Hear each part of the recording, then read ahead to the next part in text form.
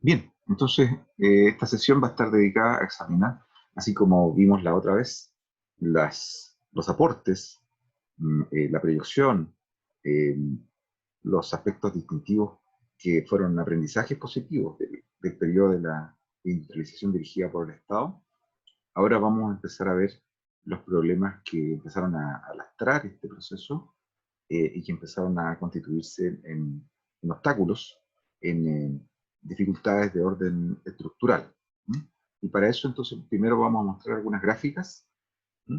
Y luego vamos a ver, esas gráficas son los problemas, las consecuencias, pero después vamos a tratar de desentrañar, entonces, de dónde vienen esas consecuencias, cuáles son las causas, ¿no?, que están detrás de esos desempeños que comenzaron a ser cada vez más, más mediocres y al final del periodo ya eran claros obstáculos a la posibilidad de proyectar en el tiempo este periodo a una etapa más ambiciosa, que era la de una industrialización basada en fabricación de bienes de capital, digamos, maquinaria. ¿Mm?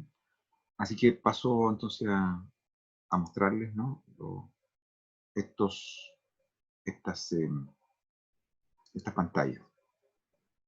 Entonces, la primera pantalla que creo que vale la pena recordar, ¿no?, es la de los efectos sociales, ¿no? Ya hemos mencionado, pero yo creo que la que voy a mostrar resume bastante bien todo esto, que es la de la desigualdad, ¿no? Este es el coeficiente de Gini. Ustedes saben que mientras más alto es más desigualdad, ¿no?, y más bajo es menos desigualdad. Entonces lo que tenemos aquí, en este periodo que va de, digamos, de 1934, como ustedes ven, ¿m?, hasta 1970, es una caída importante de la desigualdad, muy importante. De hecho, a tal punto llega a ser esto que hacia, ¿no es cierto?, vísperas del inicio del gobierno de la Unidad Popular, la desigualdad está en su punto más bajo, ¿m?, en términos de la medición histórica, es decir, aunque esta serie hay que mirarla con cuidado, porque el mismo Javier Rodríguez dice que están hechas en base a fuentes y a metodologías que a veces son complejas para cada periodo. En términos generales, uno podría decir que al menos la desigualdad estaba, eh, era equivalente a los periodos mejores que había tenido antes, ¿no? No era peor, digamos, ¿no? Incluso uno podría decir, si uno creyera totalmente en esta cifra, que era la más baja de toda la historia documentada de la desigualdad en Chile, ¿no?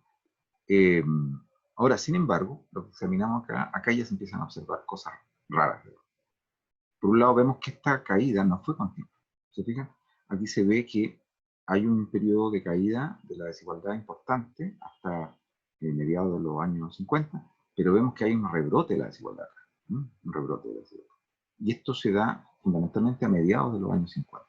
¿No? Justo esta punta que aparece aquí. Y luego, ya desde fines de los años 50, se ve que recomienza la caída de la desigualdad, se proyecta en el tiempo y sigue avanzando, ¿no? Pero entonces tenemos que aquí hay un problema. A mediados de los 50 hay algo raro que está ocurriendo. Eso es lo primero que hay que observar.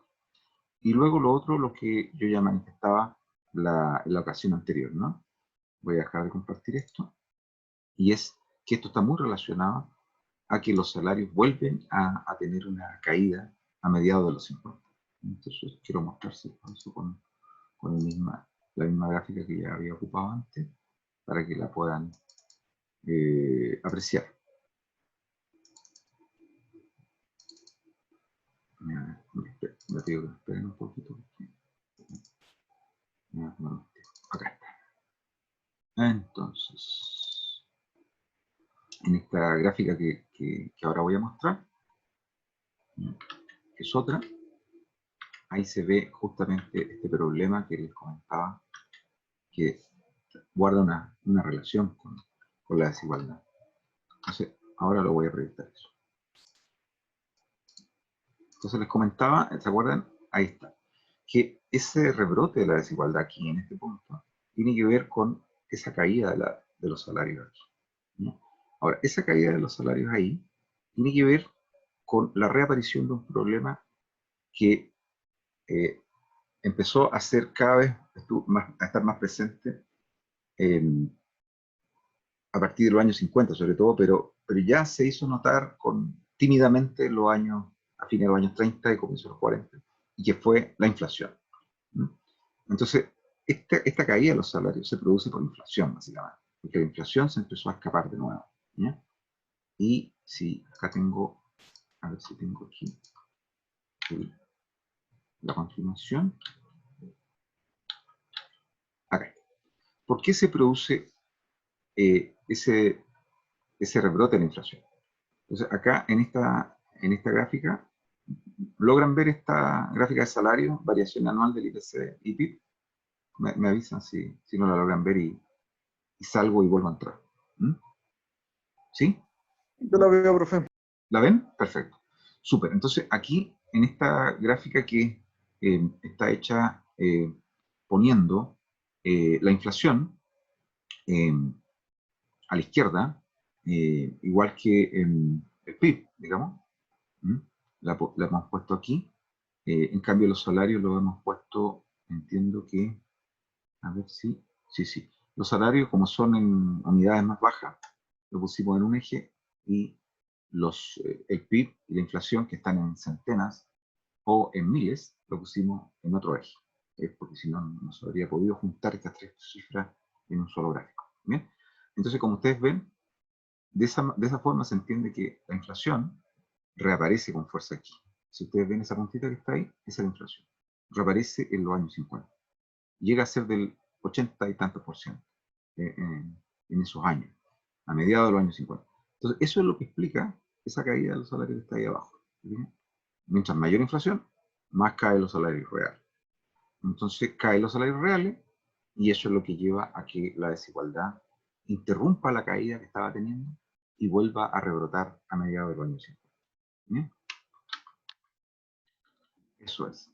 Entonces, habría que ver entonces que, si bien el paisaje general, ¿m?, de este periodo es de una mejora de las condiciones de vida, ¿m?, porque se establecen políticas sociales que hasta ese momento eran muy modestas y muy tímidas. Aquí esas políticas sociales se universalizan, se difunden, se multiplican. Estamos hablando del Ministerio de Salud que se crea en estos años.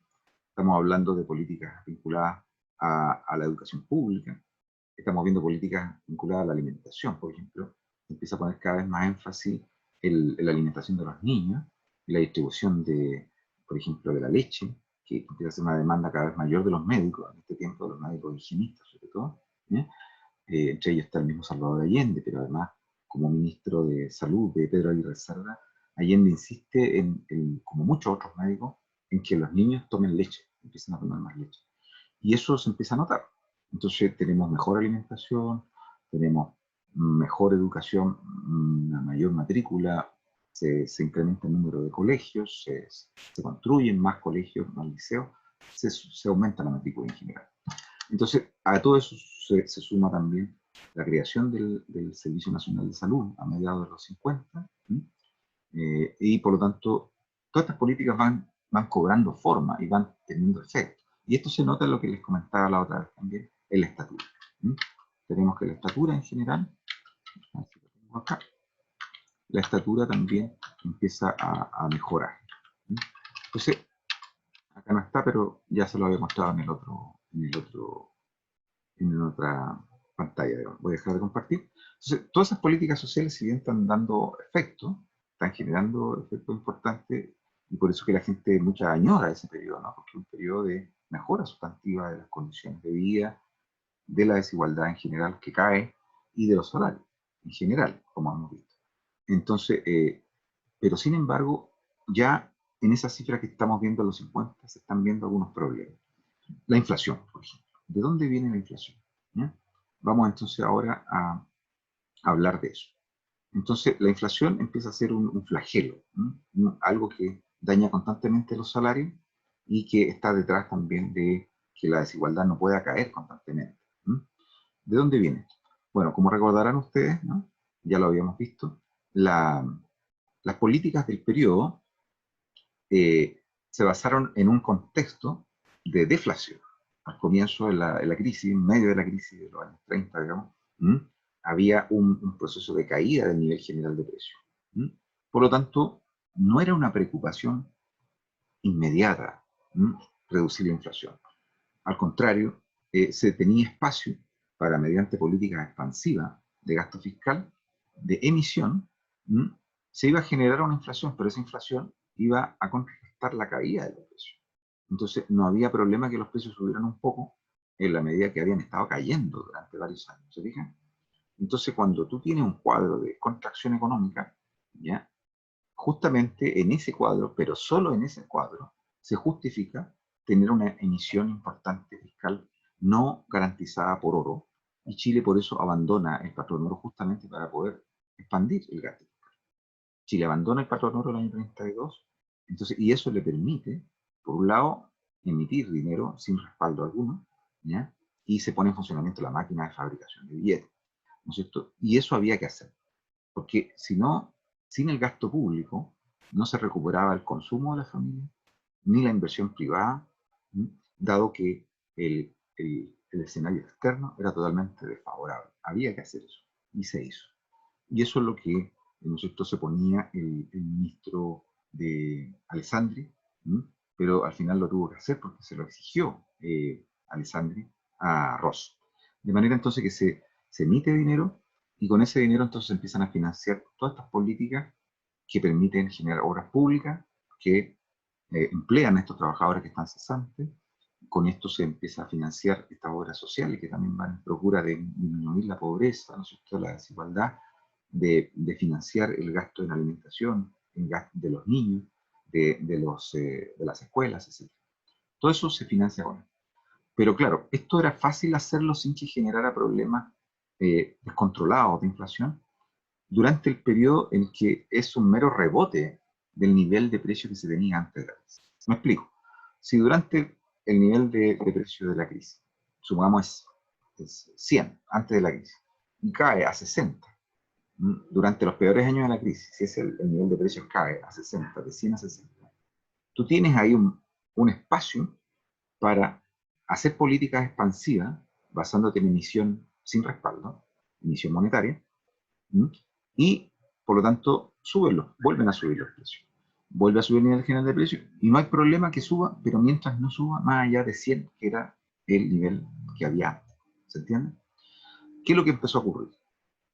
Al comienzo no hubo problema, los precios volvieron a subir, pero ya en la década de 1940 ya empezaron a hacerse más emisiones que estaban por sobre un nivel de subida recomendable de los precios. Por lo tanto, empieza a aparecer una inflación que era la que había antes de que se restableciera el patrón oro el año 25, y que era la inflación que habíamos visto, ¿se acuerdan? Entre 1904 y 1925.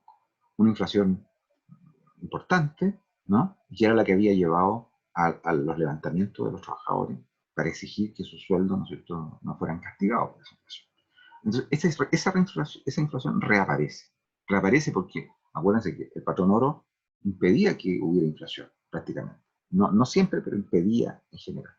Ahora, al dejar el patrón oro, nos salvamos de las restricciones del patrón oro, pero por otro lado, volvemos a los peligros que tenía antes los salarios, que eran que reapareciera la inflación. Y reaparece la inflación. Y esa inflación entonces empieza a escalar cada vez más. Entonces, ¿por qué va escalando más? Y acá también es bueno decirlo, porque esto tiene una explicación política, de economía política. Piensen ustedes que los gobiernos, de los gobiernos radicales, primero Pedro Aguirre Cerda, él no tenía problemas para emitir y que apareciera una inflación moderada todavía, porque todavía estábamos viviendo los últimos coletazos de la crisis, ¿se entiende? Entonces, el año 38, cuando asume Pedro Aguirre Cerda, todavía no se podía, digamos, emitir y tener una expansión fiscal y monetaria sin que eso generara una inflación desmedida. Pero claro, después de eso ya en los años 40 ya las condiciones no eran las mismas. Ya se había salido de la crisis. Por lo tanto, se había recuperado el nivel general de precios que había antes de la crisis. Por lo tanto, ahora, si se seguía expandiendo la emisión fiscal y el gasto fiscal sin control, lo que iba a pasar es que la inflación ahora iba a subir sobre el nivel de 100 que tenía. Y eso es lo que empezó a ocurrir. Entonces, ¿por qué ocurre esto? Ocurre por muchas razones. Y ahora entonces tenemos que explicarlo con más detalle. ¿Cuáles son los orígenes de la inflación? se va a transformar en un fenómeno permanente. Desde la década de los 40 se va a hacer un flagelo, como ustedes ya lo vieron en los salarios, y se va a ser un actor permanente de todos los problemas estructurales de la economía chilena hasta básicamente la década de 1900, fines de los 1980. La inflación va a ser un protagonista estelar. Y solo a partir de esa década, fines de la década de 1980, va a poder ser controlada la inflación, y esperemos que para siempre, y no volvamos, después de la Convención Constituyente, digamos, la Asamblea Constituyente, no volvamos de nuevas inflaciones. Sería una locura. Espero que ahí la gente sea cauta y no retroceda la historia. Bien, entonces, ¿qué es lo que ocurría? ¿Por qué la inflación se produce? Como ya hemos dicho en varias ocasiones anteriores, la inflación básicamente tiene dos posibles causas. Una posible causa era la que empezó a levantar la escuela estructuralista de CEPAL y algunos economistas vinculados a la izquierda, digamos, a la centroizquierda. Lo que ellos decían básicamente es que esta inflación no tenía causas monetarias de expansión, de la emisión, las medidas, sino que más bien era producto de un atraso sustantivo del campo, y eso llevaba a que el campo en el fondo produjera alimentos e insumos agrícolas demasiado caros. ¿Bien? Ese es el argumento de este grupo de economistas, y hay que explorarlo, hay que explorarlo. ¿Ya? Yo no he hecho el ejercicio econométrico desde de los 30 para adelante, pero he visto otros trabajos que se acercan bastante a eso, sin el mismo fundamento de precios que yo utilizo, pero que, que no está del todo mal, se asemejan bastante. Y diría que, en general, se ha tendido a demostrar que ese argumento no es del todo dominante, no es el argumento principal, no era la causa fundamental de la inflación. ¿Cómo se logra determinar eso?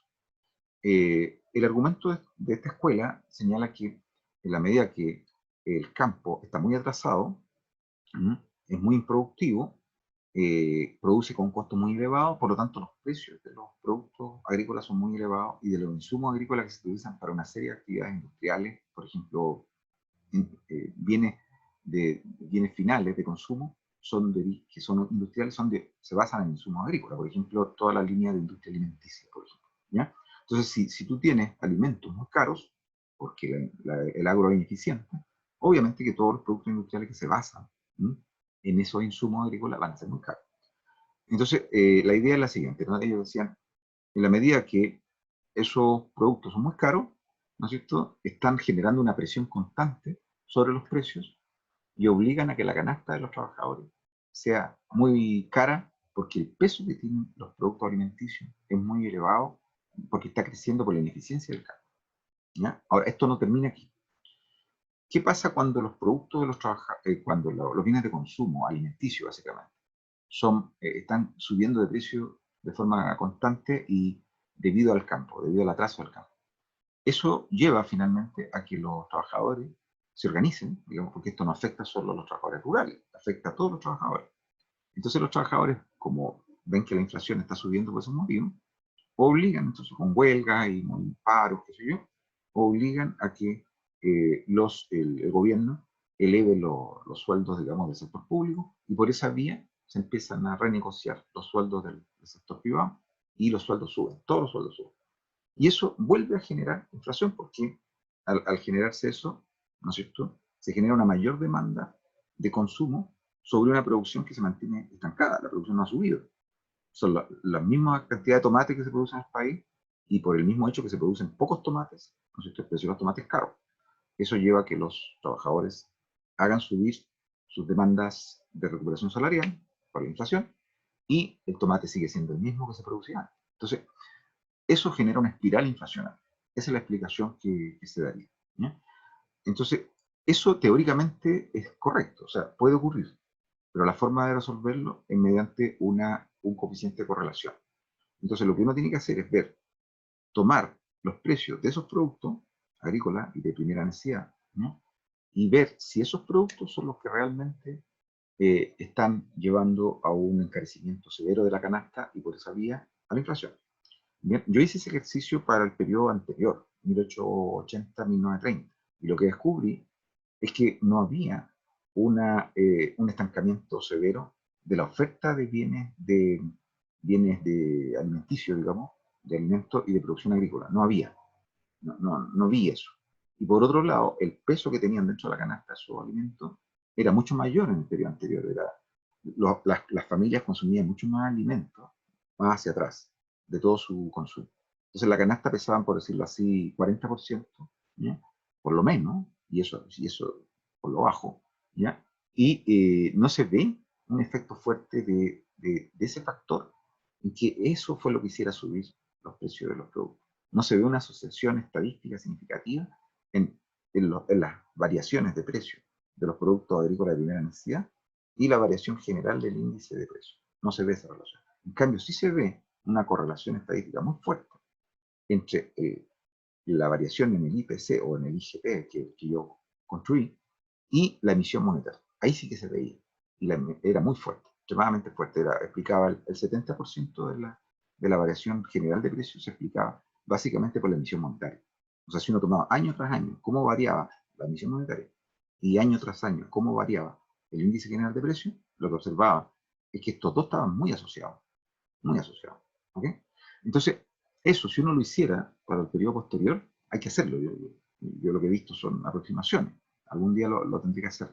Pero lo que he visto es que en general las aproximaciones que se han hecho dan negativo. O sea, lo que se tiende a ver no es que esa inflación de los años 30 a los años 70 se explicara mayoritariamente por el encarecimiento de los bienes, la oferta agrícola. ¿Ya? Sí, lo que sí se ve es que tiene una participación mucho más alta que la que tuvo en el periodo anterior. O sea, si en el periodo anterior, por ejemplo, hasta 1930, el encarecimiento de los bienes agrícolas no explicaba ni siquiera el 10% del movimiento del índice general de precios, entre los años 30 y los 70 ya empieza a subir. Entonces, ese factor empieza a explicar, qué sé yo, el 20% de la variación del nivel general de precios. ¿Se entiende? O sea, la inflación ahora sí que se ve que hay un peso más importante de ese factor. Pero en lo general no es el peso mayoritario. ¿Dónde sigue estando el factor mayoritario? Sigue estando la emisión monetaria. Es decir, la inflación entre los 30 y los años 70 ya no está determinada en un 70% por la emisión, pero sí en por lo menos entre un 60 y un poquito más. ¿Se fijan? O sea, el factor mayoritario de la inflación sigue siendo un problema de demanda, no un problema de oferta, no un problema de costos. Es un problema de excesiva emisión. Ahora, eso nos lleva de nuevo, si bien no se emitió tanto dinero sin respaldo como el que se emitió entre 1880 y 1925, se emitió menos, o sea, la velocidad a la que crecía la emisión fue mucho menor.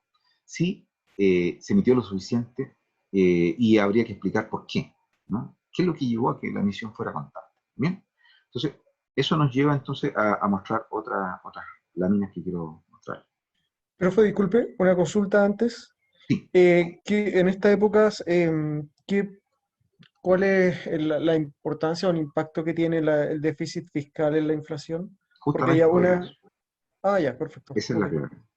Esa es la clave. Tú ya estás, pero entrenadísimo. Estás oliendo por dónde va la cosa. Estás olfateando. Claro, ahí está la clave. Entonces, quiero mostrarle. ¿Ven esto, no? A ver, usted me dice. ¿No están viendo nada? Avísenme cuando vean. ¿Ahora ven? Ahí sí. Súper. Entonces, quiero volver a esto para que vean ustedes el PIB per cápita en relación a Estados Unidos, el periodo que estamos ya observando, que va de los años 40 en adelante.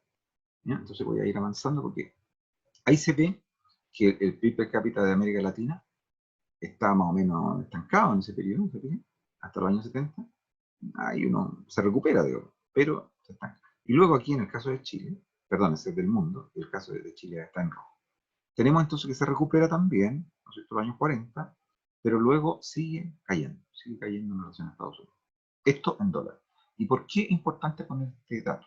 Porque si bien es cierto que el PIB per cápita chileno medido en pesos sube durante este periodo, si uno lo mide en dólares, cae. ¿Y cae por qué? Porque resulta que el tipo de cambio ha ido apreciándose en este periodo. El dólar vale cada vez más. Y recordemos por qué el dólar vale más. Porque Chile, al emitir más dinero para salir de la crisis y financiar todas estas políticas sociales, lo que hizo fue aumentar mucho el número de pesos, y cuando hay más pesos y el dólar es más escaso, cosa que ya sabíamos que estaba ocurriendo porque Chile exportaba menos, etcétera, etcétera, entonces el dólar se hizo muy escaso. Y cuando una cosa se hace muy escasa en relación a otra cosa que es muy abundante, esa primera cosa aumenta mucho de valor. Entonces el tipo de cambio, el dólar se fue a las nubes. Entonces por eso que la producción chilena, medida en dólares, es cada vez más baja. Porque el tipo de cambio, el dólar está muy caro, cada vez está más caro durante este periodo. ¿Se fijan? Ahora, eso, el hecho de que el dólar esté más caro, es lo que provocó y es la clave para entender la industrialización sustitutiva. Porque como ya he dicho, como no se podían comprar o no era recomendable comprar bienes importados que se pagaban en dólares, entonces eso había que tratar de sustituirlo localmente. ¿Se entiende? Entonces, y eso es lo que vino haciendo la industria chilena en los años 30. Sustituir todo lo que se pudiera sustituir. Todo lo que pudiéramos copiar sin tener que comprarlo afuera, se hizo. Y eso lo hicieron varios países, no todos. Por eso que el proceso sustitutivo fue minoritario en esta época. Y por eso no cabe hablar de sustitución e importaciones para toda la región. Solo algunos pocos países lo hicieron. Entonces, y después lo que ocurre, ¿no es cierto?, es que ese proceso sigue su camino, el dólar se sigue encareciendo, ¿ya? Entonces lo que tenemos es que una balanza de pago que empieza a comportarse cada vez más en forma, podríamos decir, complicada para Chile. Porque, ¿cómo se resolvía el hecho de que tuviéramos un déficit constante en materia de cuenta corriente, en la balanza comercial? Había que, en el fondo, vender más exportaciones primarias para poder saldar esa cuenta corriente que era desfavorable. Entonces, y eso también se manifestó, no solo en la cuenta corriente, se manifiesta entonces también en otro asunto que las cuentas fiscales. Entonces, veamos las fuentes de crecimiento. Entonces tenemos que el periodo del 39 al 45, Chile, como ven ustedes, en términos de exportaciones, era baja la exportación, ya venía siendo baja en el periodo anterior, recuerden que ahí comienza la crisis, entonces menos 0,3 cae la exportación. Aquí se recuperan, pero muy poquito, o sea, 0,5. Y luego lo que explica en realidad este periodo es este 1,9, creo que dice, que es la demanda interna. La demanda interna es la que está explicando la recuperación de la economía chilena entre el 39 y el 45. Y si ustedes se fijan, la demanda interna también era negativa en el periodo anterior. ¿Se fijan? Y en cambio, la sustitución de importaciones también ocupa un lugar importante. La sustitución de importaciones, ahí está. Entonces, en el fondo, dicho de esta manera, la sustitución de importaciones y la demanda interna son las que están explicando la recuperación del periodo hasta el año 45. Pero sigamos mirando.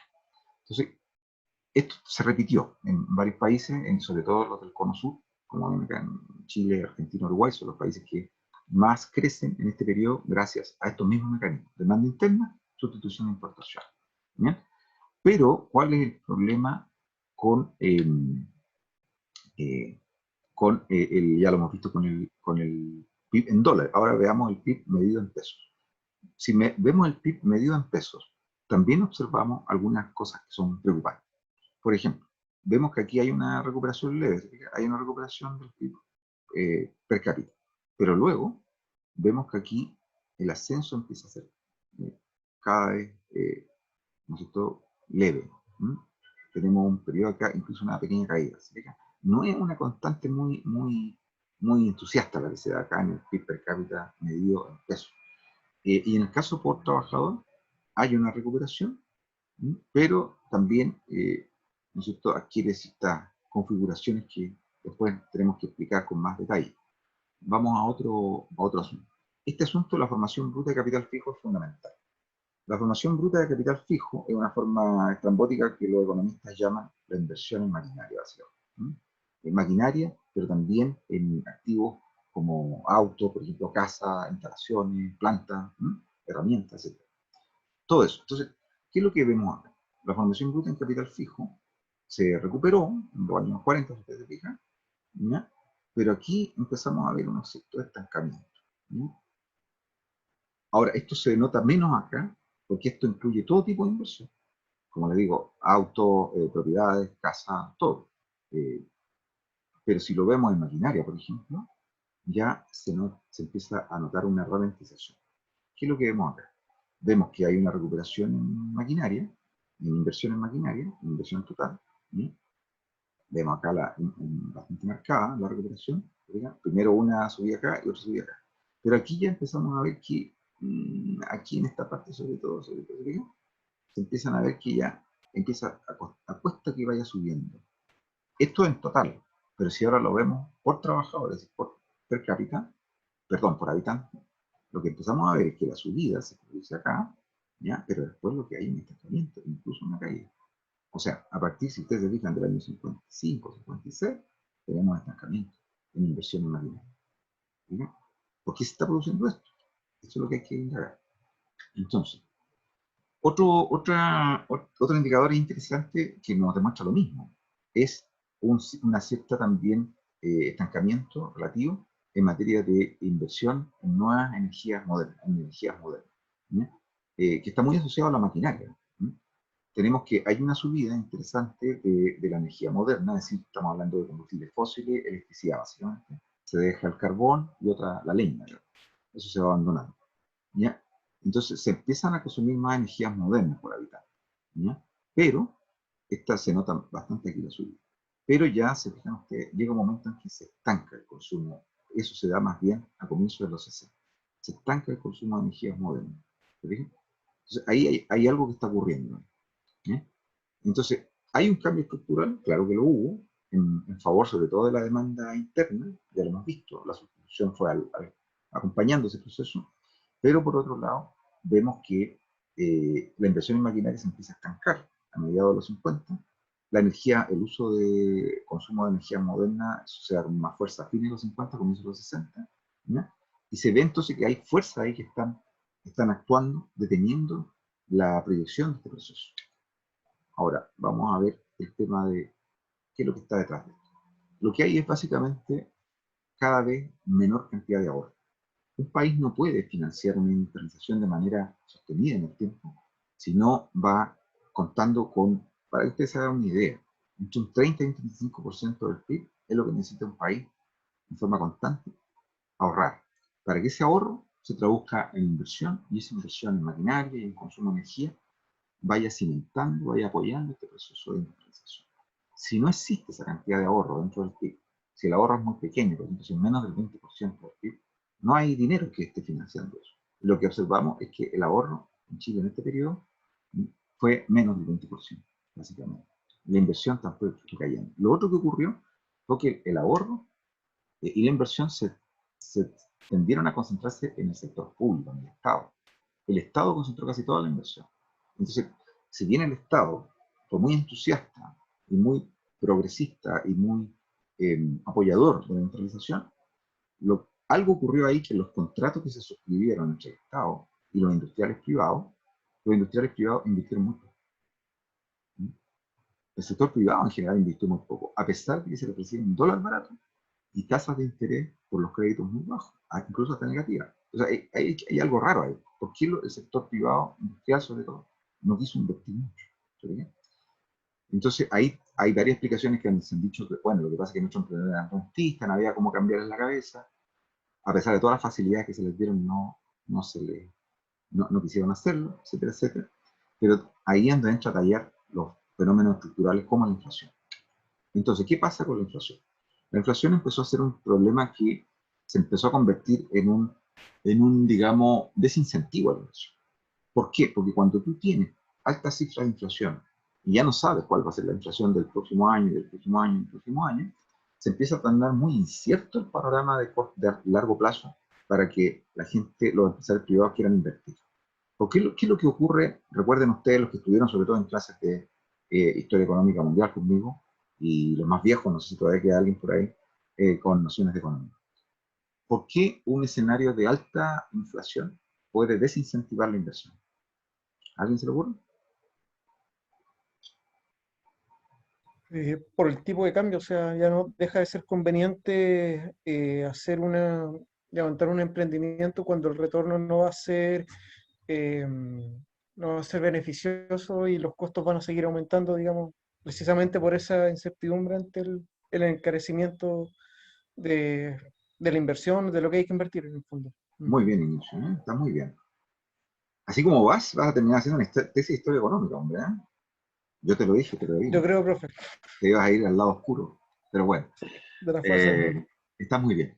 Claro, lo que ocurre, esto lo vimos en clase, sobre todo de historia económica mundial, cuando veíamos la inflación en Alemania. ¿Se acuerdan de esa inflación, hiperinflación del 30.000%? Bueno, cuando hay una inflación muy alta, en este caso no era tan alta, era el 80%, pero no deja de ser 80%. 80% significa que el próximo año los precios van a valer el doble. Entonces, ¿qué significa que los precios valgan el doble? ¿Ya? Significa que cuando a la hora de calcular tu rentabilidad anual, no tienes cómo calcularlo. Y no tienes cómo calcularlo, no hay cómo saberlo. ¿No? No hay cómo saberlo por qué. Porque resulta que los costos están absolutamente apalancados a la inflación, a los precios. Y si tú no sabes cuáles van a ser tus costos en los 3 meses, los 6 meses que vienen, no tienes cómo saberlo, no hay cómo saberlo. Entonces, si no tienes cómo calcular los costos, ¿ya? Tampoco puedes entonces descontarlos adecuadamente a los ingresos. Los ingresos tú los puedes calcular. Los ingresos tú puedes decir, si yo vendo toda mi producción de aquí a fin de año, mi ingreso será, qué sé yo, 600, 300, 1.200.000. Muy bien, pero ¿qué le descuento a eso? No tengo idea. ¿Cómo lo puedo calcular? No tengo idea cuáles van a ser mis costos. Porque mis costos dependen de los precios que yo pague por los insumos, pero también de los salarios. Ahí se me va todos los costos.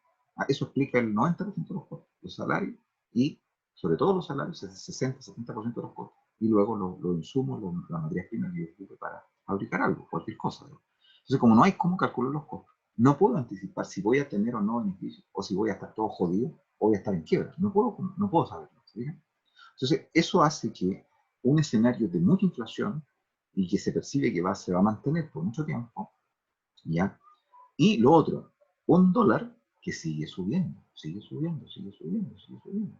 Entonces yo tengo que importar las cosas con dólares, tengo que pagarlas con dólares. Entonces, claro, el banco me está ofreciendo una tasa negativa. Me dice, si yo te pido plata, tengo que devolverle menos, pues, ¿no? Porque el banco central está poniendo plata para que me la ofrezca negativa. Pero incluso con la oferta que me hace el banco privado, ¿ya? No sé si me conviene, porque no sé cuáles van a ser mejor. ¿Te fijas? No sé, ¿qué pasa si hay una huelga general, por ejemplo, y los trabajadores logran un reajuste del 20%? ¿Cuáles van a ser mi utilidad al final? No tengo la más remota idea. ¿Me entiendes lo que quiero decir? Entonces, a pesar de los incentivos de un tipo de cambio favorable, un dólar más barato, una tasa de crédito menor, ¿ya? A pesar de eso, el escenario se empezó a hacer cada vez más incierto. Y por eso entonces que los empresarios preferían que les que les regalaran un mercado cautivo en el cual no tenían con quién competir con productos importados, pero se dedicaban a fabricar lo mismo, no invertían en renovación de maquinaria, no invertían en productividad, no invertían en consumo de energía moderna, entonces se fueron estancando tecnológicamente. Y entonces el apalancamiento se lo dejan al Estado, ¿no? Claro, exactamente. Pues eso es Ok. lo que explica las cifras de inversión y de ahorro. Entonces, cuando Y la ustedes creación de sepan, una mentalidad rentista, estatólatra, digamos. Ujú, claro, claro. entonces al final después de haber criticado la mentalidad rentista, el Estado contribuyó a exacerbar esa mentalidad rentista. ¿Se entiende? Entonces, si ustedes ven las cifras ahí, los que les pasé el libro de Aníbal Pinto, Chile, un caso de desarrollo frustrado, léalo. Ahí hay el cálculo de estimaciones del ahorro y de la inversión hecha por el sector privado y el sector público. Y van a ver que prácticamente toda la inversión que se hizo en este periodo la hizo el sector público. El sector privado casi no invertió. ¿Ok? Lo que está indicando que algo olía muy mal. ¿Okay? Entonces, claro, la inflación se transformó en un problema muy severo. Ahora, lo que sí tienen razón en parte los estructuralistas, ¿ya? Es que más que ser un problema de costos que presionaba, ser el principal factor que explicaba la inflación, en eso están equivocados, sí tenían razón en otra cosa, en que los problemas que estaba enfrentando el sector agrario eran tan agudos, que finalmente el sector agrario terminó siendo un sector atrabiliario, un sector arcaico, y un sector que contribuía muy poco al resto de la economía y se empezó a transformar en un lastre. Es decir, no solo no ayudaba, sino que además era un obstáculo para que las transformaciones económicas que el país necesitaba fueran representadas.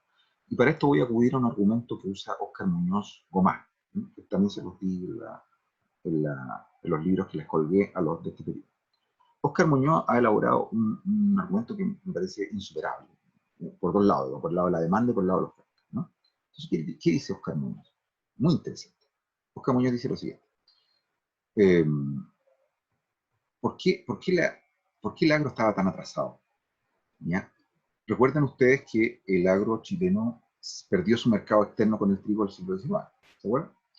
Lo volvió a recuperar en parte debido al impulso que generó el salitre la urbanización y que la población de la ciudad y de la frontera consumía más alimentos y ahí se anduvo arreglando un poquito el campo. Pero luego de la crisis, la mayor parte de los subsidios, ¿hacia dónde fluyeron? ¿Fluyeron hacia el campo o fluyeron hacia la industria? ¿Se fijan? ¿El tipo de cambio a quién favorecía? ¿Al industrial o al productor agrario? ¿Cuántos pesos le pasaban por dólar al terrateniente y al agricultor? ¿Sí? Recuerden que la opción voluntaria, consciente de los gobiernos del Frente Popular fue eh, eh, darle un dólar más barato a los industriales y un dólar más caro a los agricultores. ¿Mm? Entonces, ¿qué es lo que hizo el campo? El campo se fue encerrando en una mentalidad feudal, en una mentalidad ultra conservadora. Piensen ustedes que el 40% del Senado estaba constituido por distritos senatoriales en los cuales el voto de la derecha era imparable. ¿Mm? Toda la zona que hoy día sexta, séptima y algo de la octava región, la novena región, eran zonas de derecha. Y ahí ni siquiera habían registros electorales y todavía se cultivaba el cohecho.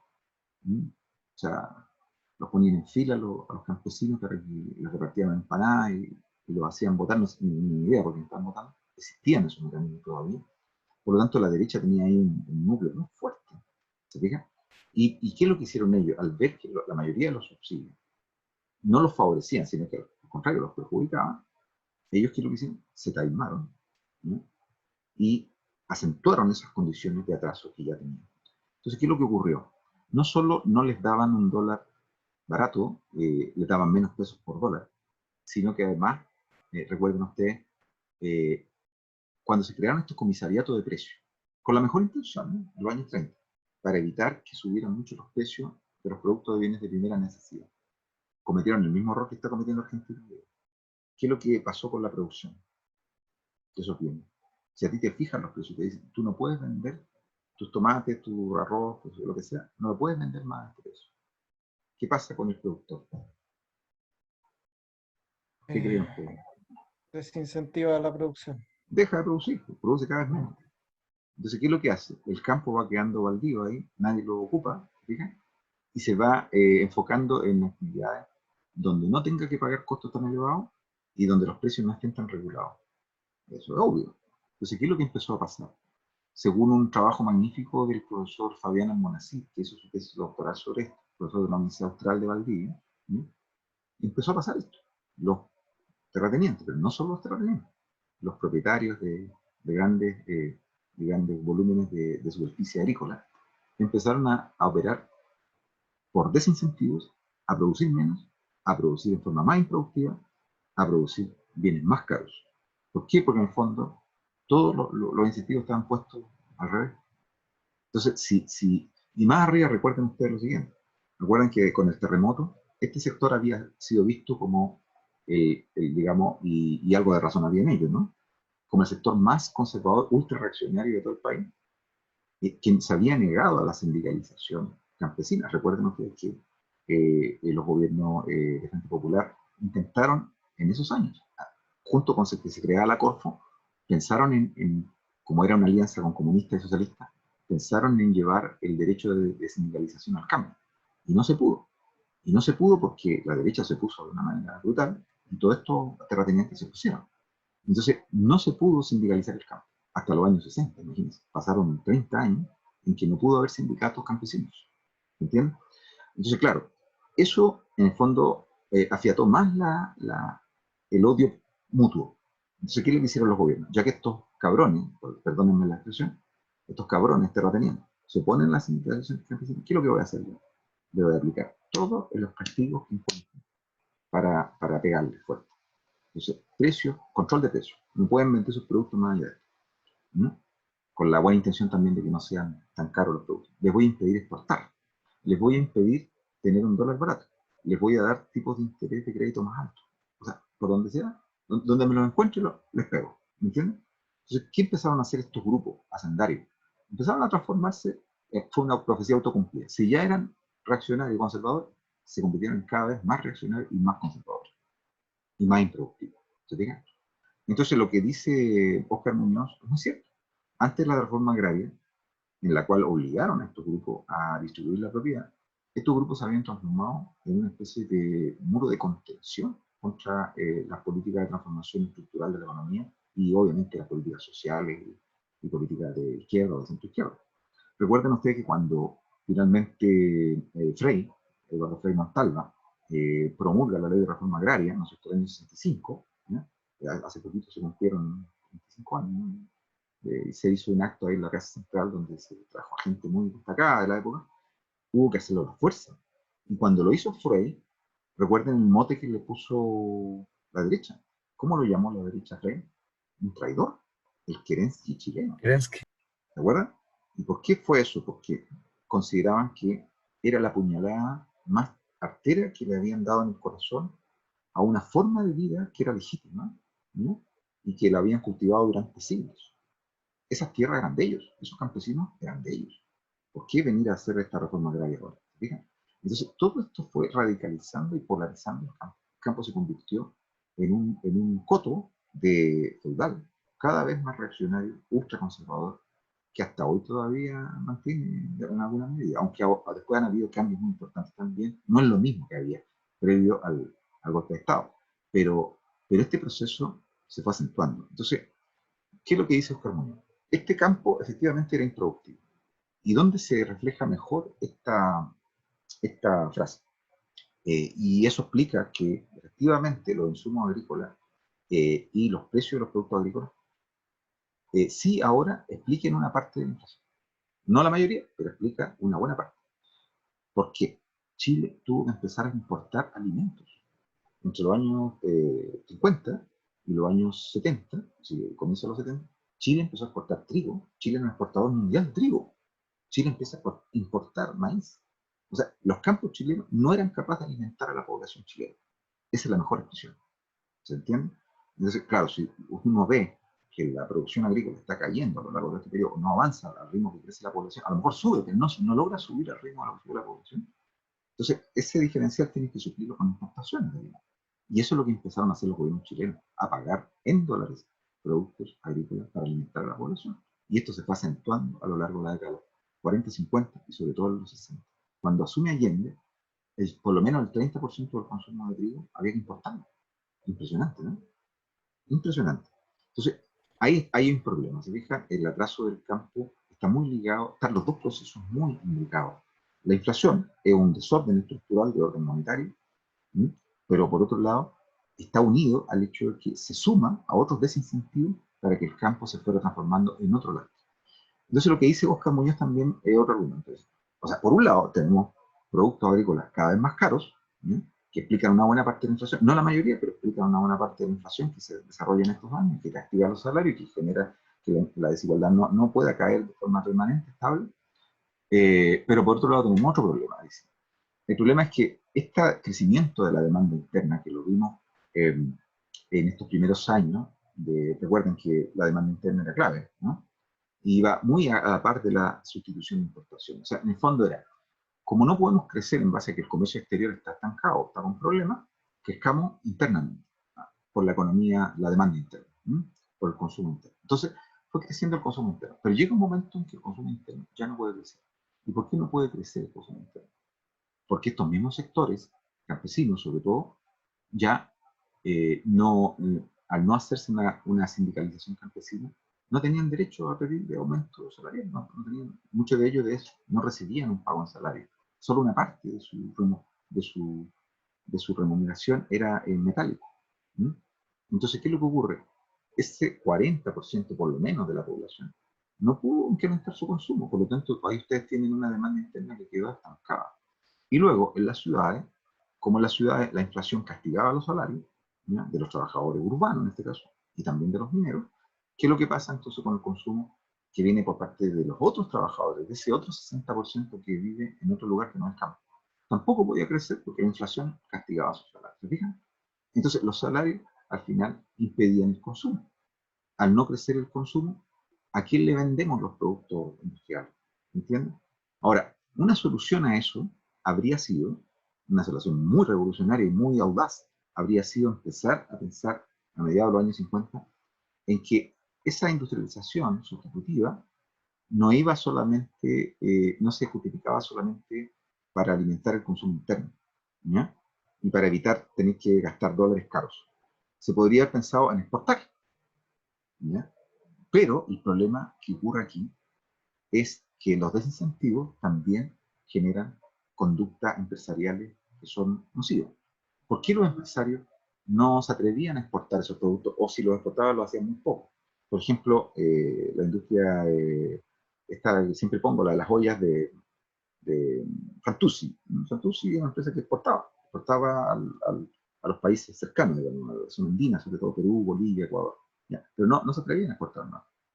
¿Se fija? Porque otros productos industriales que se fabricaban en Chile no se exportaban más. Nunca se pensó en ponerlos a un precio asequible en otros mercados más lejanos. Tenemos un problema de costo de transporte que nos sigue penando hasta hoy. Cualquier producto industrial que se fabrique en Chile va a subir en un 20 o un 30% colocarlo en el muelle de un país lejano simplemente por costo de transporte. Pero había otro problema. Nuestros productos empezaron a quedar estancados tecnológicamente como ustedes. ¿No? Eran productos sencillos de fabricar. Se podía fabricar cualquiera. ¿Okay? Entonces, vender más barato, que sería una lavadora Fence, o un refrigerador Madensa, no sé, o Single, y venderlo en todo el mundo, era súper difícil porque en otros países eran capaces de fabricar esos mismos productos más baratos. Entonces, ¿cómo tú competías con esos productos? Había habido que tener una política digamos, de vender algo un poco más caro, pero porque es de mejor calidad, esa es una posibilidad, o la otra es simplemente tratar de venderlo más barato, ¿no es cierto? Elevando la productividad de los procesos en Chile. Pero esa productividad, como ustedes vieron, está estancada porque los empresarios tenían miedo a endeudarse para, para un horizonte incierto donde predominaba la inflación. ¿Se entiende? Entonces, con ese horizonte, los empresarios no se atrevieron. Entonces, no hubo exportación. Estos productos salieron muy poco de Chile. Entonces, una solución habría sido lo que hizo Corea después, 2 décadas después. Los coreanos y los asiáticos en general dijeron, no podemos cometer el mismo error que los latinoamericanos. Si queremos industrializarnos, desde el principio tenemos que pensar en que estos productos industriales tienen que salir en su gran mayoría de nuestras fronteras. Porque nuestro mercado interno es un mercado muy pequeño o es un mercado donde hay todavía mucha gente pobre que no es capaz de consumir nuestros productos. El error nuestro consistió en haber acentuado el rol que se le concedía al mercado interno como un rol potenciador de la industrialización. Era un rol pequeño. O sea, podíamos consumir nuestros productos pero hasta cierto punto, porque teníamos una clase media que estaba formando y teníamos unos sectores populares que todavía no podían consumir mucho. Y la inflación empeoraba todo eso. Entonces, ¿qué es lo que ocurre? Nuestro mercado interno se fue agotando y como no aprovechamos el mercado externo, empezó a eclipsar este proyecto. ¿Bien? Entonces tenemos, Una consulta. ¿sí? Dale, Ignacio. Sí, estaba pensando que precisamente como el mercado interno nacional está ¿Sí? Te escucho. Se cortó. Si quieres ponlo en el chat, todavía era ponlo en el chat más mientras habla porque o se va menos, cortando. Si se corta y vuelve, va y viene. se corta. Va y Ahí viene. sí, ya. Ahí sí. Sí, la consulta era si en esta época, 50 hasta los 70, no habían algunos mercados regionales, como estoy pensando en el Comunidad Económica Europea, que precisamente tenía esa función de complementar y hacer crecer la economía regional en su conjunto. Muy buena pregunta. Entonces, si habían algunas intenciones de, o sea, para zafarse de ese obstáculo que suponen los mercados reducidos internos. Claro. Recordemos que la Unión Europea se creó justamente para aprovechar las sinergias territoriales que tiene el hecho de que haya muchos países, que sé yo, 50 países, en un territorio más o menos acotado. ¿Sí? más pequeños y todos muy cercanos entre sí. Esas condiciones no las teníamos. O sea, no tenemos tantos países con esa capacidad de consumo, todos apiñados en un continente o en un subcontinente. Y para llegar a los mercados que nos podrían comprar esos productos, lo hacemos con costos de transporte que elevan mucho el precio de venta final. Entonces nos cuesta mucho llegar con precios baratos a esos mercados que sí podrían comprar. Entonces, la solución era integrar las economías de la misma región. ¿Me fijan? Esa es la solución. Es lo que hicieron ellos, lo que hicieron los europeos.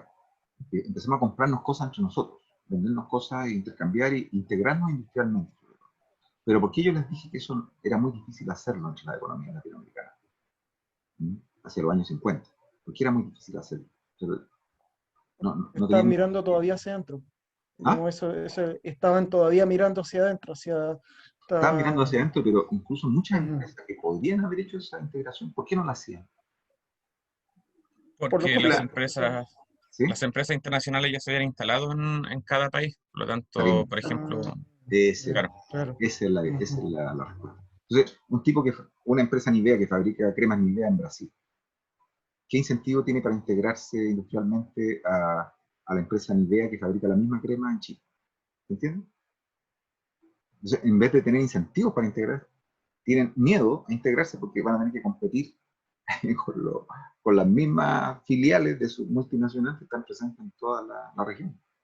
¿Se fija? Cuando tú tienes una presencia muy fuerte de fábricas que se dedicaron a producir bienes para autosatisfacer la necesidad interna del país, entonces lo que tienes es una pauta que se repite en cada país. Entonces todos los países fabrican lo mismo y nadie quiere perder ninguno de esos rubros industriales. Nadie. Si tú te integras, vas a tener que decir, bueno, entonces vamos a tener que ir cerrando estas fábricas que tenemos nosotros acá porque los argentinos lo producen más barato y mejor. ¿Se entiende? Entonces, y ahí empiezan a surgir las trabas. No, entonces no me interesa integrar. ¿Se entiende? Entonces, ese es el problema. Entonces, como la pauta de localización industrial, de las industrias multinacionales sobre todo, y de muchas industrias nacionales que se iban copiando mutuamente entre país y país, no tenían mucho cómo complementarse.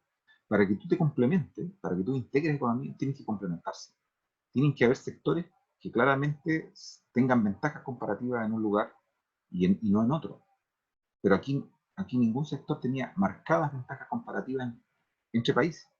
Entonces lo que pasaba era que los tipos se bloqueaban, llegaban las delegaciones a negociar, bueno, queremos integrarnos, cantamos el himno, nos tomamos las manos, leemos un verso de José Martí o de Gabriel Mistral, todo eso está bien, nos abrazamos, decimos que todos seremos hermanos, pero después, bueno, ¿qué integramos? Ah, es que habría que, la industria del azúcar tendría que desaparecer acá en este país. Ah, no, no tiene que desaparecer. Bueno, hasta ahí llegamos. ¿Cómo te vas a integrar? ¿Se entiende? Profe, y el desarrollo teórico para para esos problemas, o sea, son de los 80, ¿no? Antes de eso no hay Claro, planteamientos que... No, ya, ok. no había. Porque piensen que todos los países hicieron lo mismo, pero sin ponerse a pensar mucho los efectos de lo que estaban haciendo. Por lo tanto, la teoría estaba muy atrasada con respecto a esto. Y de hecho, la teoría cuando empezó a surgir, empezó a construirse un relato metafísico, de que siempre habíamos sido explotados por los malos, por los imperialistas, los ingleses, los norteamericanos, que siempre los términos intercambiables sean malos, que no teníamos que exportar. Recuerden, si ese es el relato metafísico. Entonces, ¿qué es lo que ocurre? Que estábamos súper mal. No teníamos una cobertura teórica tampoco adecuada. Hoy día no, ahora ya se saben estas cosas, ya nadie va a cometer esos errores, espero, por lo menos en Chile. Bueno, entonces paso a explicar lo que tú mencionabas, Ignacio, que estabas muy bueno el olfato. Acá está el ingreso fiscal como menos el gasto fiscal. Entonces, el cero es el que indica el equilibrio. Y miren lo que empieza a pasar acá después del 49. Esto ya venía mal, antes, ¿se acuerdan? Antes de la crisis de los años 30. Ya el gasto fiscal era mayor que el ingreso fiscal, por lo tanto había un déficit fiscal, antes de la crisis. O sea, este era un problema que traía Ibáñez del Campo, digamos, hasta el 31. Pero esto se empezó a acentuar en la medida que la emisión fiscal, ¿ya?, incentivó un gasto fiscal desmedido. Y este gasto no tenía una contrapartida en ingresos similares. Por lo tanto, empezamos a tener cada vez más gastos sin tener los ingresos adecuados para solventarlo. Y eso significa déficit, déficit, déficit. Entonces, yo, por ejemplo, ahora cuando se discute, ¿debe ser perder la autonomía del Banco Central? Bueno, esto ocurrió porque el Banco Central no era autónomo.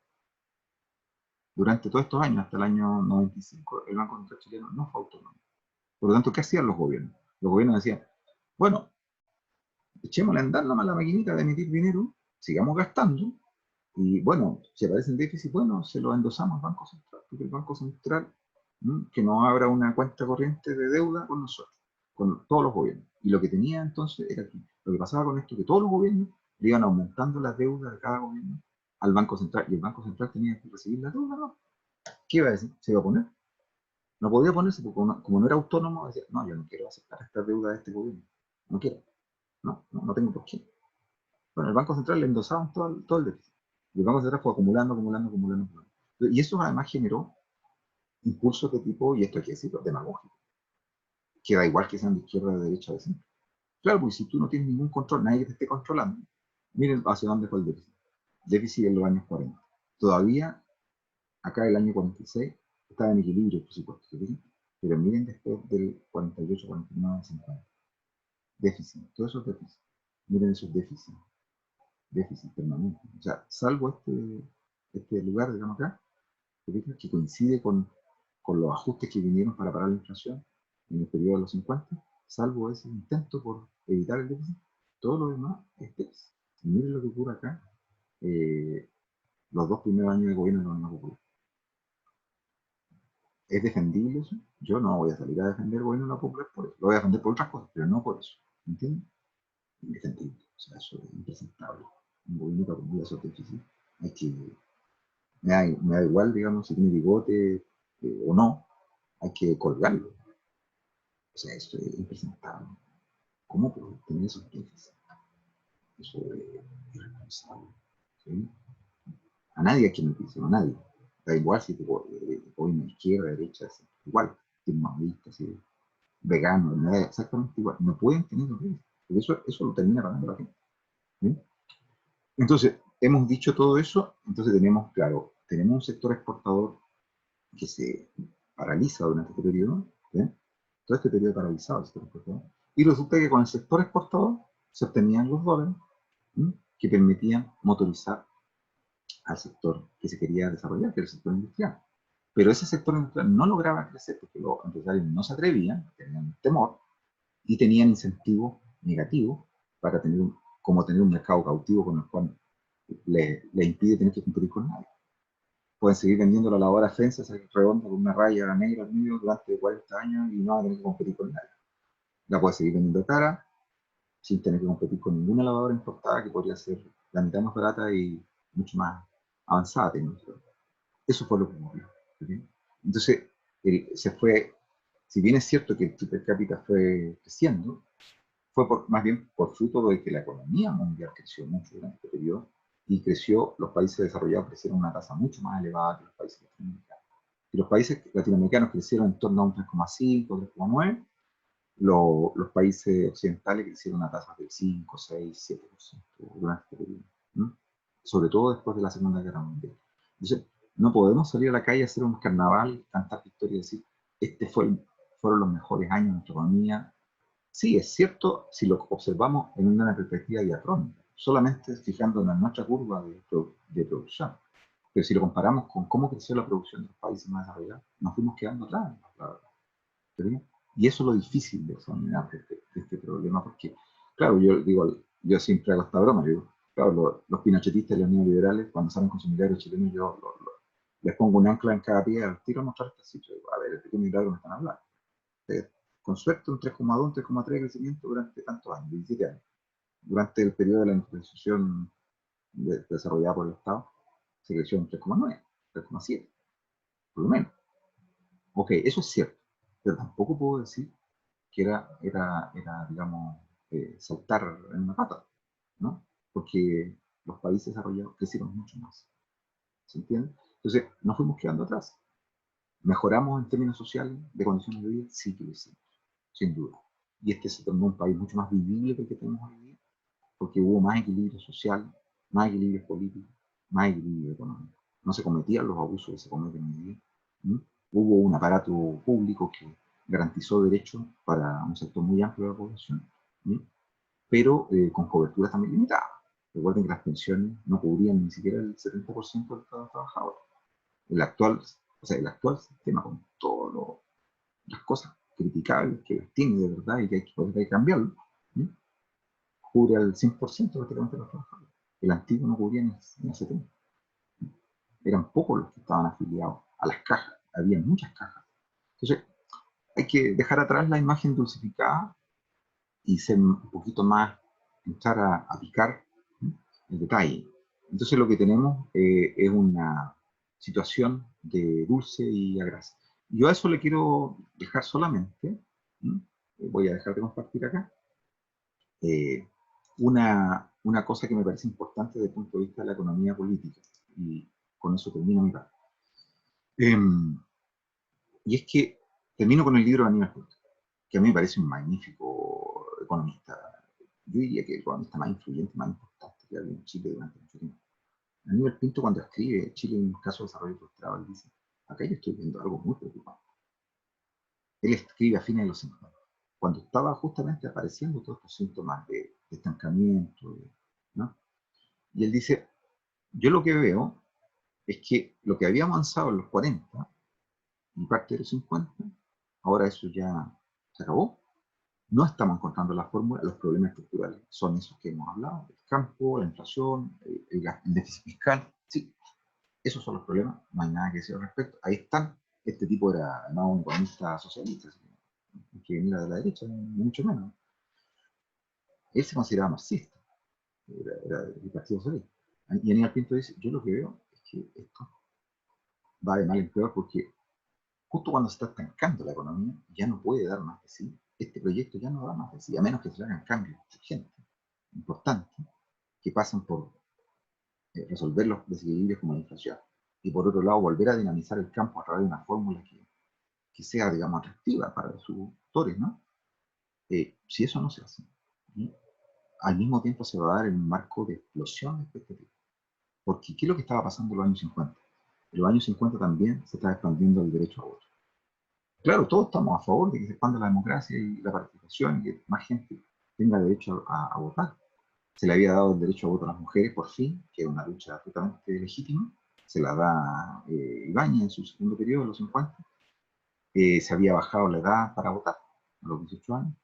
E incluso se había empezado a dar creo que eso ya con Allende, o en vísperas de Allende, con Eduardo Frei, a los analfabetos que tampoco podían votar. Pero en el fondo, ¿qué es lo que está pasando? Está aumentando el universo electoral que ahora por primera vez tiene derecho a elegir. Muy bien. Ya, pero la gente que está entrando con exigencias súper grandes, multiplicadas, una enorme cantidad de exigencias y de deseos y de demandas. ¿Y qué es lo que puede dar nuestra economía para satisfacer esa demanda? Esa era la pregunta de Aníbal Pinto.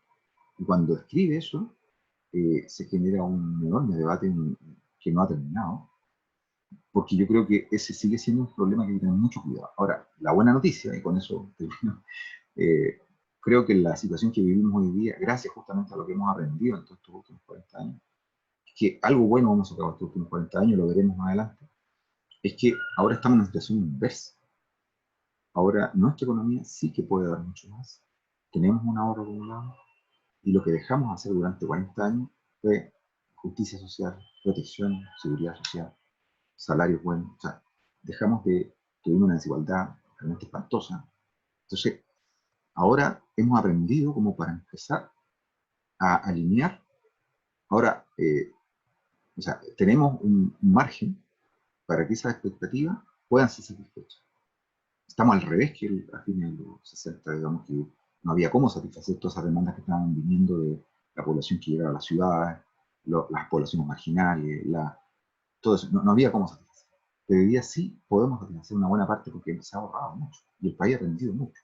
Hemos ganado muchas capacidades exportadoras, pero hay que tomárselo con mucha precaución, porque tampoco es un margen infinito. Entonces, tenemos un margen para gastar y para extender los beneficios a una mayoría de la población en algunos ámbitos, sí, pero tenemos que irlo haciendo gradualmente y seguir ampliando nuestras capacidades productivas y exportadoras. Porque si no lo hacemos, esa platita se nos va a agotar muy pronto y no vamos a ser capaces de seguir financiando los programas. Entonces, ese es el corolario de nuestro encuentro de hoy.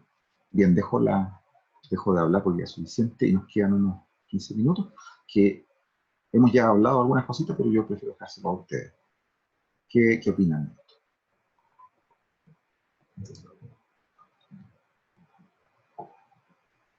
Profesor, ¿Uh? me quedó dando vuelta algo que dijo hace unos minutos atrás, que yo vivo en el campo. -huh. Entonces, por el tema de, o sea, sé que aquí el tema del patrón de fondo, terrateniente, o sea, todavía existe eso, todavía, yo todavía vivo en la colonia, literalmente, acá en el campo. Pero me sorprende, sí, sí, aunque no lo creas, es terrible acá, pero de a poquito vamos sacando a la derecha de, bueno, ya. El tema es, me llamó la atención cuando dijo que el dólar, el cambio de dólar era un poco más caro al sector agrario, que era ultraderecha y todo, claramente era porque estaba en contra del gobierno que era centro izquierda, y al empresario, al industrial, a la industria, más barato. Mi pregunta es, netamente es política, es cuestión de, a ver, tú sos de derecha y sabes qué más, yo te quiero hacer enojar, o había algo más allá. Eso no me quedó muy claro. ¿Por qué al campo, en este caso derecha latifundista, y que el campo siempre estuvo como, o sea, producía bien, o sea, Chile vive del campo, o sea, se alimenta del campo. Eso no entiendo el por qué. Hay algo político detrás, pero me quedo dando vueltas y no he podido quedar tranquilo después que dijo eso. Bueno, buena la pregunta, buenísima. Mira, yo creo que tendrías que leer la tesis de Fabián Almonacid, colega que se doctoró en España, haciendo una tesis sobre este periodo en el campo. Él es el que tiene la mejor información. Yo te mandan un mail y les cuelgo en el, si no se lo colgué a ustedes, el libro de Fabián Almonacid, que me costó un mundo encontrarlo, porque además carísimo, pero además lo escaneé. Entonces, si no lo tienen en el listado, envían un correo y se los cuelgo a todos. Échale un vistazo, porque yo creo que es el que mejor ha trabajado esos mecanismos. Ahora, yo lo que alcancé a leerle, porque no leí todo el libro, leí de parte, nada más, que lo que ocurrió básicamente fue que la gente de Corfo no era no era de ultra izquierda, ni mucho menos, ni siquiera de izquierda. Había muchos empresarios.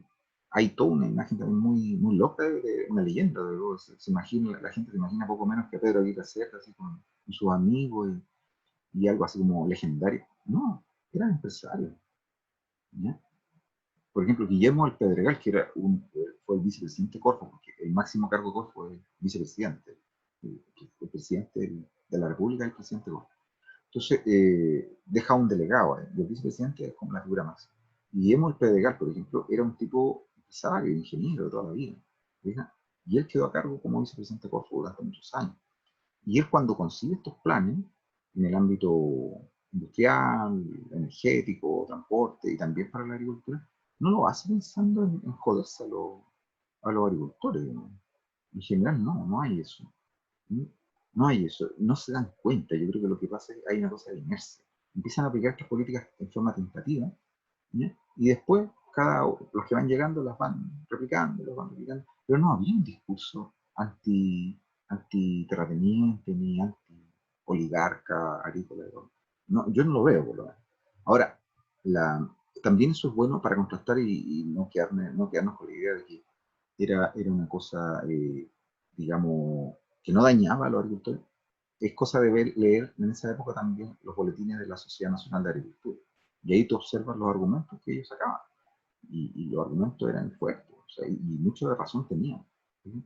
Había muchas políticas, podríamos decir, discriminatorias contra ellos.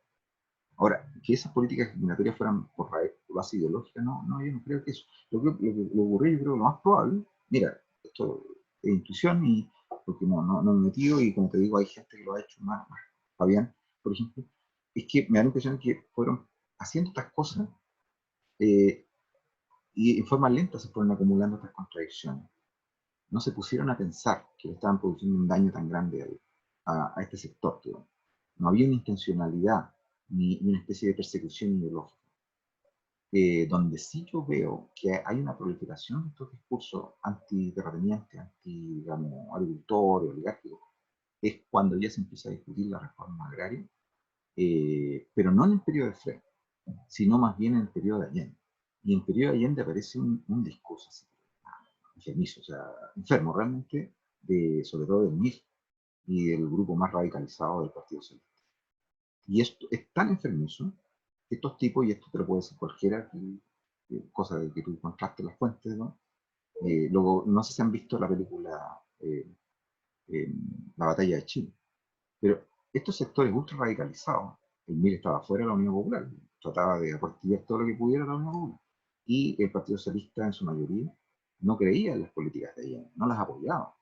Entonces ellos desarrollaron una campaña de toma totalmente ilegal, de tomas de propiedades que ni siquiera estaban dentro de las características de lo que había dicho el mismo Allende o el mismo Frey, de cuáles eran los predios eh, que eran confiscables, que tenían que ser mayores a 80 hectáreas de riego equivalente a la zona central, y se empezaron a expropiar cualquier cosa, o sea, predios que tenían 50, 60 hectáreas, gente que era de clase media, incluso más baja, incluso fue expropiada.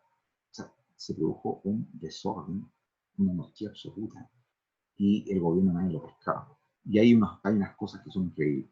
El gobierno de repente tenía que mandar delegados o interventores, digamos, a tratar de pacificar predios que estaban siendo ocupados de forma violenta, con armas incluso, por sectores muy radicalizados que alentaban a los mapuches, que alentaban a los pobladores, a los campesinos, para que se tomaran las propiedades, a veces sin haber ningún estudio que facultara eso, ninguna planificación.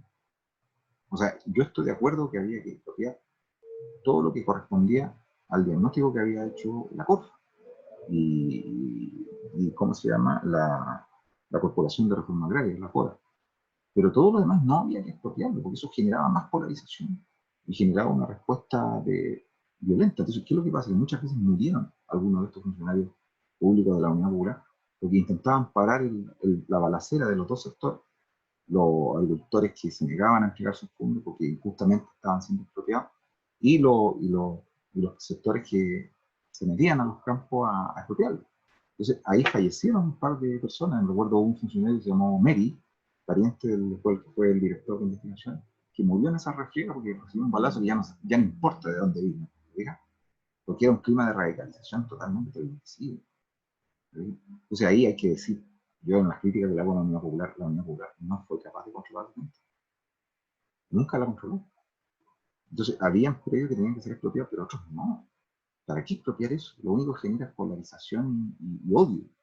¿Sí? Entonces el tema, el conflicto político se fue exacerbando porque no había capacidad de los propios cuadros de los partidos de la Unión Popular, ni siquiera todos los partidos de la Unión Popular le hacían caso a la Unión Popular. O sea, es una cosa totalmente un despelote, ¿no? ¿Se entiende? Entonces, claro, ahí hubo un discurso enfermizo, una cosa así, maoísta, ¿sí me entiendes? O sea, todos los propietarios son unos ladrones, hay que quitarle la tierra. Lo único que generó eso fue odio, odio. Entonces, cuando vino el golpe, ¿qué es lo que hicieron muchos de esos gallos? Civiles. Se ofrecieron para ir a salir a matar dirigentes campesinos que habían alentado las tomas.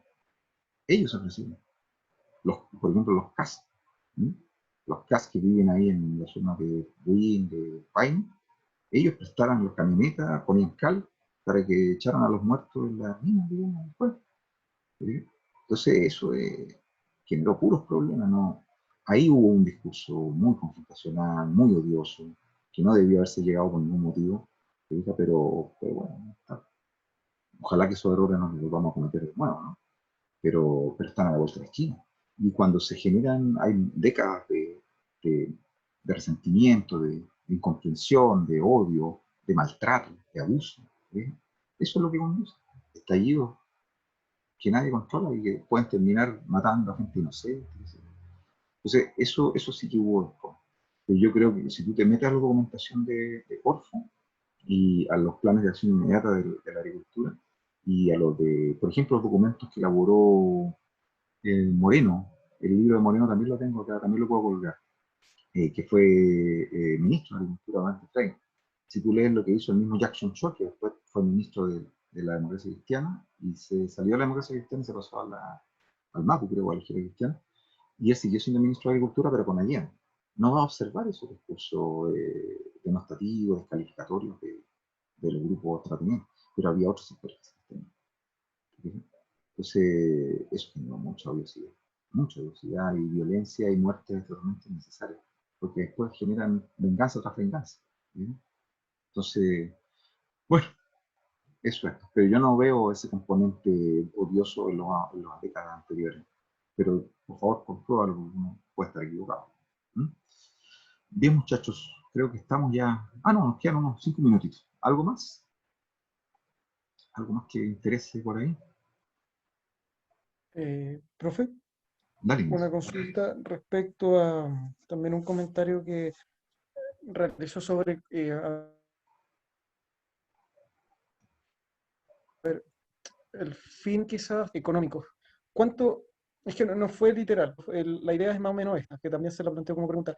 ¿Cuánto sería un periodo eh, más o menos suficiente y serio para evaluar si un modelo económico es viable o no? Eso a pito de justamente las consecuencias de las políticas económicas que no se ven a largo plazo. Y usted lo plantea como ahora estamos bien, ahora la situación es, el estándar de vida es ahora de malas decisiones puede ¿Cuánto tomaría echar a perder todo esto? devenir en ¿Eso? las crisis. Exacto. Eso. Esa es la mejor forma O sea, de podemos plantearlo. hacer pedazos del país en 5 años, perfectamente. Perder todo lo que hemos aprendido, lo que hemos ganado con muchos Claro. cosas. Lo podemos hacer, tira, en 5 años, perfectamente. O sea, hemos visto esa situación en otros países. ¿Mm? Pero yo tengo confianza, ¿sabes? Para un análisis ¿Mm? histórico, Para, ¿cómo? ¿A para qué te refieres? un análisis histórico, disculpa, hay un desfaz que no, No entiendo. ¿A qué te refieres? ¿Qué es eh, lo que me estás preguntando? para un análisis que se queda pegado al internet, que, a ver, para evaluar ¿Hacia atrás, dices tú? si, por ejemplo, el modelo neoliberal de los Chicago Boys fue hasta hacer un balance, es empezar a notar, sacar conclusiones después de un tiempo, después de 30 años, una generación completa de ese modelo, o, o, por ejemplo para el modelo Easy, Es 20 años conveniente tener suficiente más en la distancia. escala histórica. Sí, hay que tener una más Ok. distancia. O sea, Ujú. eh, yo me preguntaría, creo que una buena alternativa, de no solo medir los resultados inmediatos, porque hay muchas transformaciones que son estructurales y que se toman su tiempo en mostrar los efectos. Entonces, por ejemplo, a ver, te voy a poner un caso. Así como la nacionalización del cobre de Frey fue correcta porque le introdujo mucho ingreso estable al presupuesto fiscal y por eso que ningún gobierno lo ha querido cambiar eso. ¿No? Ni Pinochet ha querido privatizar Codelco, porque en el fondo Codelco es una fuente de ingresos gigantesca para el Estado, para el fisco, entonces le da una estabilidad enorme al presupuesto fiscal. Esa fue una cosa buena, ¿sí? Por eso que fue votada por todo, digamos, un año. Lo mismo la reforma agraria ha dejado huellas muy profundas que son positivas en general, porque desapareció ese empresariado recalcitrante, reaccionario, agrícola, ¿sí? Ese empresariado feudal empezó a cambiar por un empresariado exportador agrícola, ¿no? Qué sé yo, industria, agroindustria, qué sé yo. Bueno, lo mismo las reformas educacionales que se hicieron en los años 60, tuvieron un carácter bastante positivo. Entonces, esos tres reformas, por poner tres, ¿no? Han dejado una huella que todos los gobiernos posteriores han ido beneficiándose de. Pero tú no, pero tú no observas el alcance positivo de esa reforma cuando terminan esos gobiernos que la hicieron. Tienes que tomar una escala de tiempo mayor. Lo mismo ocurre con algunas reformas que introdujo Allende. Allende algunas cosas buenas hizo. ¿Mm? Que es el tema que tenemos que tratar de tener cuidado, de no caer en los relatos, digamos, de binarios. Y para eso un curso de este tipo es muy importante. Cosas buenas hizo. Hay que tomar, y algunas fueron replicadas y continuadas por Pinochet. estas que estoy diciendo, por ejemplo, la reforma agraria, se mantuvo en alguna medida, la nacionalización del cobre que hizo Allende no se devolvió. Entonces, y lo mismo pasa con Pinochet. Hay algunas, no todo fue malo. Yo sé que esto debe parecerle a algunos acá como muy herético. No todo fue malo.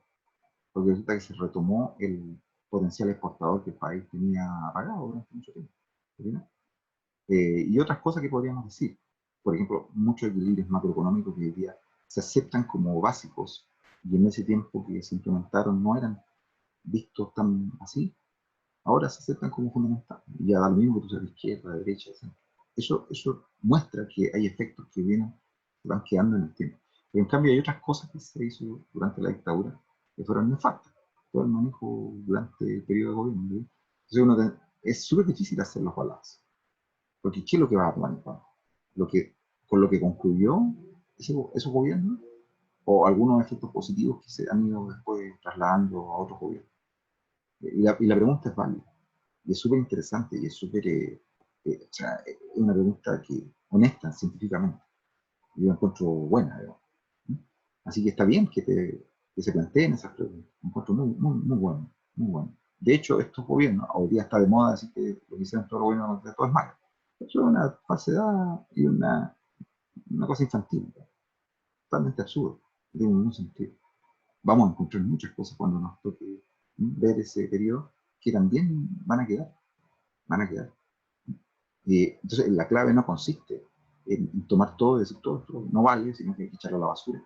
En identificar qué cosas son positivas, vale la pena conservarlas, incluso profundizarlas, qué otras cosas no, que hay que cambiar, y hay que diferenciar esas cosas. No, por ningún motivo vamos a continuar estas políticas que no funcionaron, no son buenas, la gente no las quiere, perfecto. Y por otro, hay que inventar cosas que no estaban. Y eso es lo complejo. ¿Mm? Para eso estamos conversando y discutiendo. Vamos a ver si nos hacen caso en la constituyente. Podríamos llegar con un... Ojalá no hagan caso. ¿Ah? Ojalá le hicieran más caso a historiadores. Claro. En una de esas llegamos con una pancarta. Digo. Bueno, muchachos, ha sido un placer. En estos días les No, ahí cuelgo está. la pauta y Está bueno. el viernes nos juntamos de nuevo y vamos a empezar a ver ya Allende, la Unidad Popular. Así que no se lo pierdan. ¿Mm? Que esté muy bien. Chao, Chao. profe, hasta el viernes. No, profe, gracias. Chao. Profe. Chao. Que esté muy bien.